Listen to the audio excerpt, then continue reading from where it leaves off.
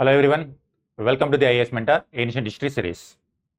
We are continuing post-Mauryan political developments. We have started different foreign kingdoms. We already completed Indo-Greeks. In this video, let us analyze the foreign kingdoms which have the roots in Central Asia. Greeks means Europe, Central Asian roots. If we see the map, you see this one. An empire called Kushan Empire. It controlled Central Asia, some parts of Iran, this side, and Gangetic Valley up to Arabian Sea. This much big empire was controlled by a ruler called Kanishka. Kanishka belonged to Kushana Empire. Roots goes to Central Asia. Another one. This person name is Rudradaman I. He belongs to Sakas, and he is the one who controlled the western part of Indian subcontinent or Gujarat region. Shakas were having continuous conflicts with Satavahanas. He is the person, even though roots are there in Central Asia, Shakas have the roots in Central Asia, but he was the first person to issue pure Sanskrit inscription in India. Now do you see, in Greeks also, while we are discussing about Greeks also, they accepted Buddhism, they accepted Bhagavatism. Now the person who has Central Asian roots patronizing Indian languages, Indian literature. Kushanas also going to contribute a lot for Indian culture. So that is why initially it appears they are foreigners, but after some time, once they come and settle here, they are going to enrich Indian culture. That's what we have already seen with respect to Greeks as well. In this video, we are going to analyze these two people. One is Shakas, second one Kushanas. These two kingdoms have the people who built these kingdoms have the origin in Central Asia. Start with the Shakas. This is the map. Always, without map, we cannot understand. Already by this time, you know different places, different regions. What is this region name? Gandhara region. What is this region? Kalinga region. This is Andhra region. Now you see, these are the names that are emerging now. Satavahanas. This is where Central Asia. Now when Indo-Greeks were here, to differentiate between Greeks in Europe, we call the people Greeks settled in this region called Indo-Greeks. Shakas displaced them, and Shakas controlled like this. They are called Shakas.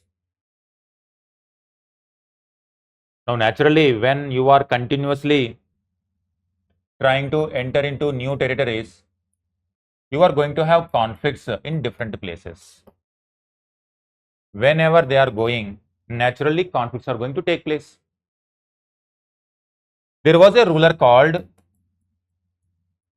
Vikramaditya near Ujjain region. The tradition says there was an intense struggle between Shakas and Vikramaditya. Shakas versus Vikramaditya. In these battles, Vikramaditya was having upper hand. He defeated continuously Shakas. That's why Indian rulers remembered the contribution of Vikramaditya. If there is any Indian ruler who is very brave, who defeats his enemies, sometimes they even take the title Vikramaditya. At least 14 different rulers who became famous with the name Vikramaditya. One example, Chandragupta Vikramaditya. Chandragupta II, in Gupta period, he also took the title Vikramaditya. Even in medieval times also, there was one ruler called, commander called Hemu. During Shur dynasty, Hemu, when he was fighting with the Mughals again coming from Central Asia, when he was fighting with Mughals, he took the title Hemu Vikramaditya. Could you see how it goes? The tradition is going like this. The year, there is one year also people started remembering from that year onwards a beginning of a new era called Vikram era or Vikram Samvat.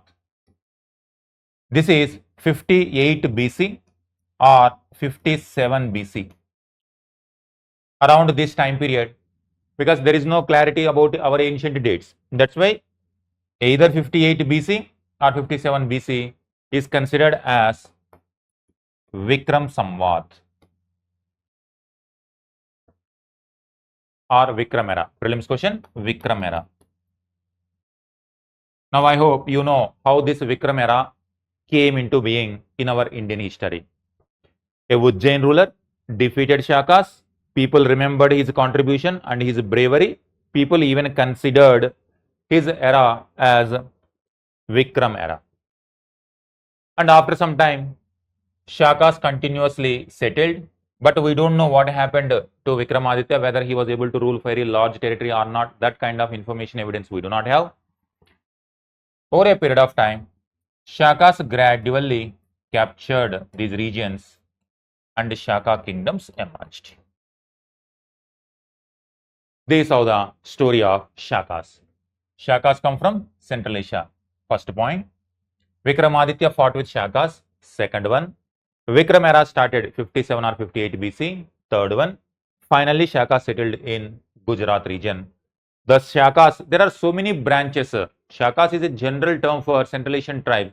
Some of the Central Asian tribes. One branch of Shakas which is settled in the western part called Western Kshatrapas.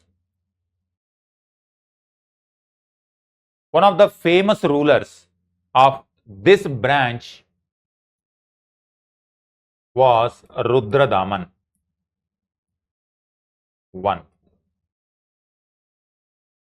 Rudradaman I, around 150 CE. 150 CE means, is it before Vikram era or after Vikram era? After Vikram era. So initially there were continuous conflicts. After some time, Shakas defeated the local rulers and established their kingdoms.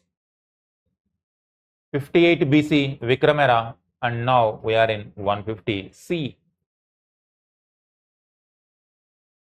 So this way, during this time period, there was a ruler called Rudradaman. So by this time, they integrated with Indian society. What are the various religions at this point of time? Brahmanical tradition. Since Vedic time period it is going on, later Vedic time period. That means they are patrons of Vedic tradition. Next, Buddhism, Jainism.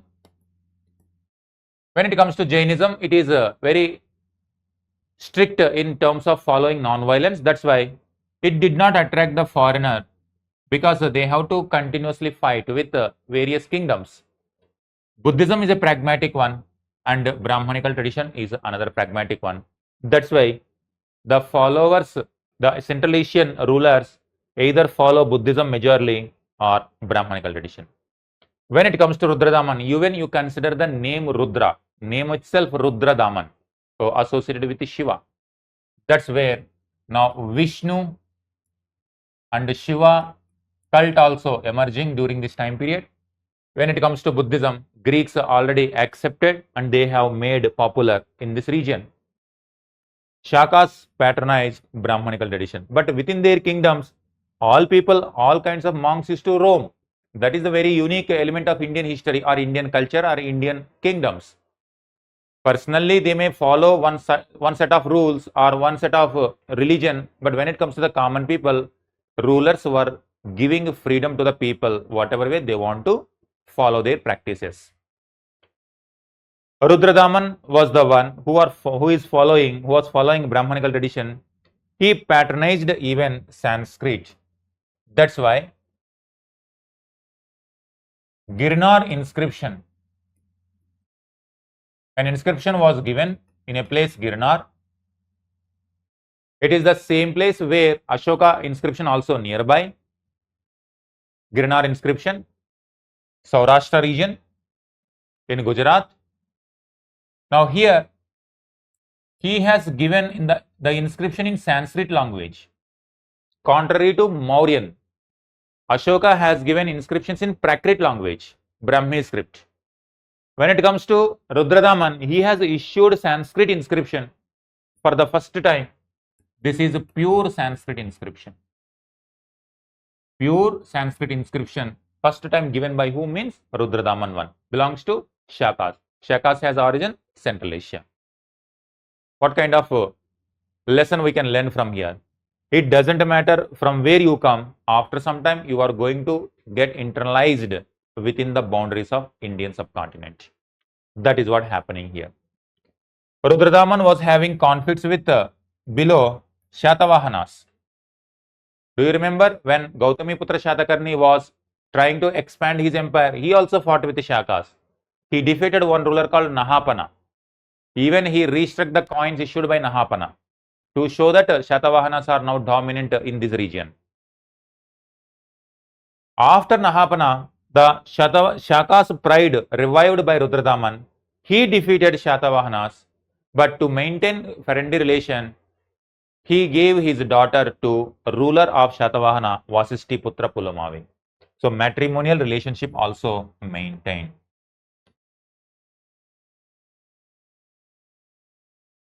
Next, in his kingdom, he donated to Buddhist monks, Brahmanical tradition, all sorts of monks. Royal family members also actively involved in religious patronage of different religious ideologies. They controlled Ujjaini region also. As a result, Dakshinapada, they are controlling.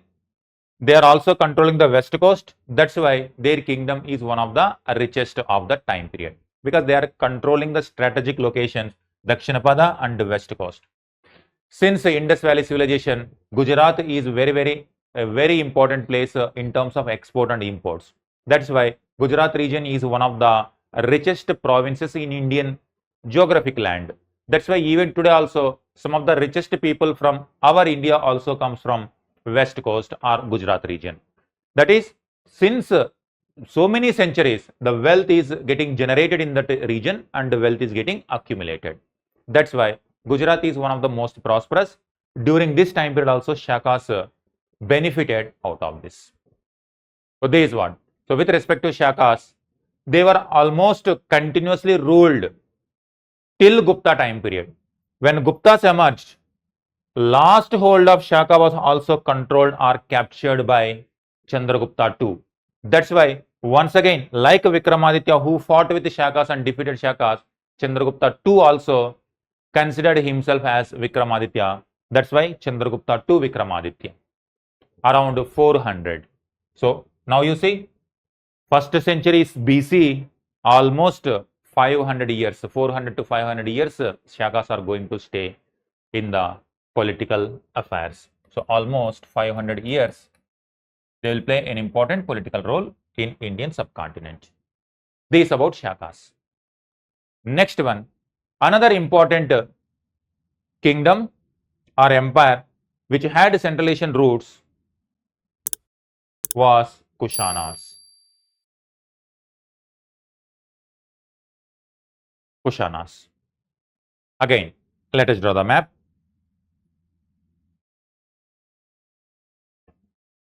Let us see Central Asian part and Indian part. Now, when it comes to Kushanas, again, Central Asian tribes like Shakas, now Kushanas, they captured. As a result, Central Asia, Persian territories, Indian territories. and some part of Chinese territories this side. Now as a result, what happened? It has become very diverse empire. When it comes to this side, what is the famous religion? Zoroastrianism. And when it comes to Central Asian, they have their own worshipping mechanism like animism or ancestral worship, nature worship. This was the practice of Central Asian tribes.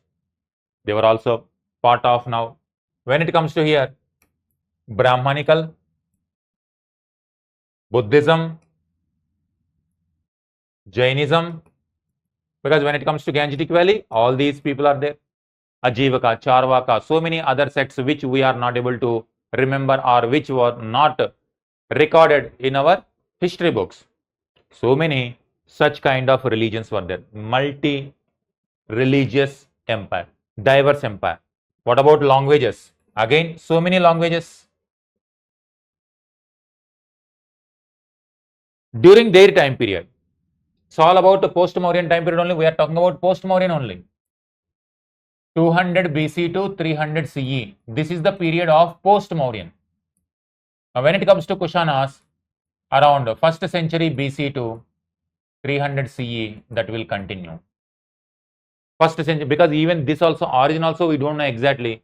That's why we call 1st century BC to 4th century CE or 3rd century CE. Till that time, they were trying to hold the political power. Now, very diverse, multi-religious, multilingual, multiracial, multicultural. Whoever may be the rulers, they have to be inclusive in nature. That is going to be very, very soul of Indian history or Indian culture. They were also controlling Silk Route. Also controlling Silk Route. The Silk Route was connecting from China to Roman Empire. China to Roman Empire. This is called silk because silk was an important trade item during this time period. Even today also, Chinese government wants to revive this glory, Silk Route. They already initiated so many projects to revive this glory back. That's why now, as a result, what happened? Busy road, they are controlling the strategic location, lot of wealth generated. They issued coins, gold coins as well. They are the purest in our history. After Kushanas, Guptas are going to control almost entire Indian subcontinent. They also issue gold coins. The foundation of the riches of the gold coins or the Gupta Empire, foundation laid during this time period only. We call Gupta period as the golden period because the largest number of gold coins were discovered in archaeological survey. But the purest were coming from Kushanas. Who were the first to issue gold coins? Greeks. When was the first time coins came into picture in Indian history? Mahajanapadas. So like that you have to identify coins only, but identify in different circumstances.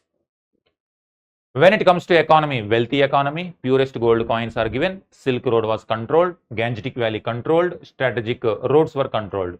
This is Uttarapada. Uttarapada controlled.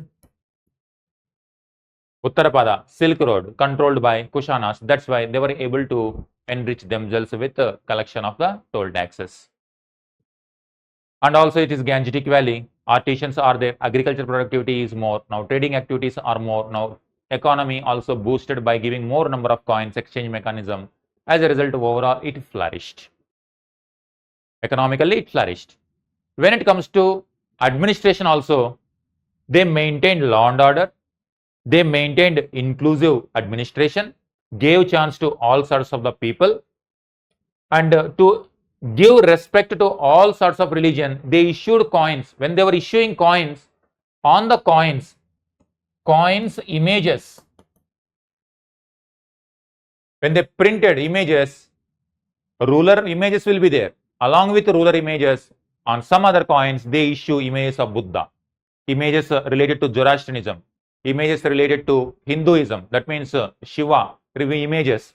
Even they have taken the titles also Devaputra, and also some of the names like Krishna related names like Vasudeva, such kind of names are also taken by Kushanas.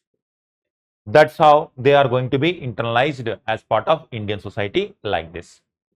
One of the famous rulers of Kushanas was Kanishka. He was the famous ruler of Kanishka. Even in archaeology also some kind of statues came out which are Kanishka statues.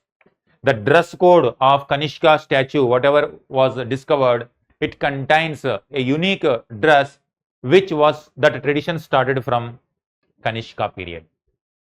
So that is how Kanishka was very famous. It is considered around 78 CE his coronation started, or his empire started. But there is a historical debate whether it is 178 or 120 plus something. As of now, we are considering 78 as the coronation of Kanishka because of his greatness. Because greatness means largest empire he ruled, purest gold coins were issued, very inclusive ruler, tolerant ruler, and also in Buddhism also he is famous for convening 4th Buddhist council in a place called Kundalwan near Srinagar. Already you know by this time, first Buddhist council, second, third, now it is 4th one. Because of all these things, Kanishka is considered as the greatest ruler. People started remembering Kanishka rule as Shaka era. You got now 2 eras. One is Vikram era, another one is Shaka era. You may get the confusion. These people are Kushanas. How come the name Shaka is coming? Even that is also, there is no clarity even in history as of now. Somehow, this 78 is considered as Shaka era. But Vikram era is the one which is related with Shakas. When Vikramaditya defeated Shakas, Vikram era started.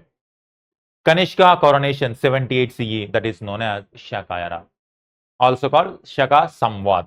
Even government of India also follows this calendar. So this is how the calendar, 2 calendars we got now. One is Vikram era, another one is Shaka era. The contribution is like this. 4th Buddhist council was also held by Kanishka. He also patronized scholars like Ashwagosha and Charaka. Charaka has written Charaka Samhita. Charaka Samhita, a book on medicine. Ashwagosha was a Buddhist monk and he has written books related to Buddhism in Sanskrit. So what is happening here? He is patronizing Sanskrit also, patronizing Buddhism also, patronizing science and technology also, patronizing economy also, open society, tolerant society that developed during Kushana time period. They controlled till 200s, up to 300s they were there. Finally, their power reduced by Guptas. Guptas were one of the feudatories of Kushanas. Later, Guptas are going to emerge as powerful emperors. These are Kushanas. Remember this? Who are the purest gold coins? Kushanas. Who are the largest gold coins? Guptas. First gold coins? Greeks. First pure Sanskrit inscription given by whom? Shakas. What is the name? Rudradaman one. What is the inscription he gave? Girnar inscription. Do you remember in Girnar there was one lake also during Chandragupta Maurya time period? There was a lake called Sudarshana Lake that was constructed during the Mauryan time period.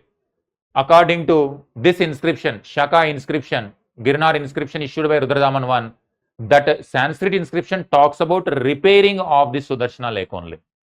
Now you see how the tradition is continuing. Likewise, the previous traditions are not destroyed by the new people, even though they are foreigners, but rather they enriched it. That is how India is going to be the land of many people, but whoever comes here, they make this as their home and they are going to enrich it. Examples are like this: Shakas and Kushanas. Apart from Shakas and Kushanas, who have the origin in Central Asia, one more dynasty is also there, and with this we will finish all the foreign related dynasties. Those were Parthians. Those were Parthians. Who are the Parthians? Parthians, they are Parisians. They are Parisians. In the northwestern part only, they controlled. There was one famous ruler called Gondophares. Gondophares. What is the significance of Gondophares means? When he was ruling northwestern part,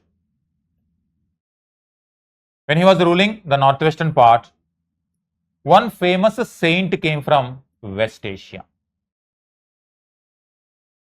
One famous saint came from West Asia around 45 CE. Who is he? He come all the way like this, and then he go, and he for some time he stay there, and finally he died here. Present day Madras. This is Kerala, and he is Gondophares, Parthian ruler. Who is this famous saint? Saint Thomas. What is the specialty of Saint Thomas? He was one of the disciples of Jesus. Identify this very unique thing. When British came, when Portuguese came, they propagated, or Christian missionaries were very active during a modern time period or during a colonial period. But it is not those people who brought Christianity to India. It did not come with Vasco da Gama. Long before Vasco da Gama came to India, Christianity was already there within Indian subcontinent. And in fact, much before English people got Christian ideology, Christian identity came to India also. Here, Kerala, some people have adopted Christianity in Kerala. Even today also, they proudly say that they are community, Syrian Catholic Christians, they say. They are proud to say that they were one of the earliest followers of Jesus. Saint Thomas was the one who converted, or under the auspicious leadership of Saint Thomas, some people have taken Christianity. Then he went there and he died in this place. Don't know exact reason for the death. Probably due to some local conflicts, he might have died. Near Madras, his tomb is there. Saint Thomas tomb. That's why even in the Christian world also, India is one of the important places for pilgrimage because of this. When this happened, Gondophares time period, around 45 CE, after Jesus, one of his disciples, there were 12 disciples for Jesus, important disciples. One of them was Saint Thomas. Like Saint Thomas came to this side to propagate the idea of Jesus, some people went to this side, like Saint Peter. He went to Roman Empire this side to propagate the idea of Jesus. Likewise, 12 disciples went to different directions and they made contribution in spreading ideology of Saint Jesus of that time period. All right. So with this, we are concluding various foreign dynasties who ruled northwestern part of India in post-Mauryan time period. Who are they? Indo-Greeks, Shakas, Kushanas, and Parthians. 4 different people who ruled this area, and they contributed in very unique way to enrich Indian culture and Indian identity. So this is what, when it comes to post-Mauryan time period, It is also called the age of interaction. Multiple cultures are European culture, Persian culture, Central Asian culture, Indian culture, Chinese culture, everything is intermixing. That's why it is a very unique development in our history. That's why post-Mauryan period is also called age of interaction.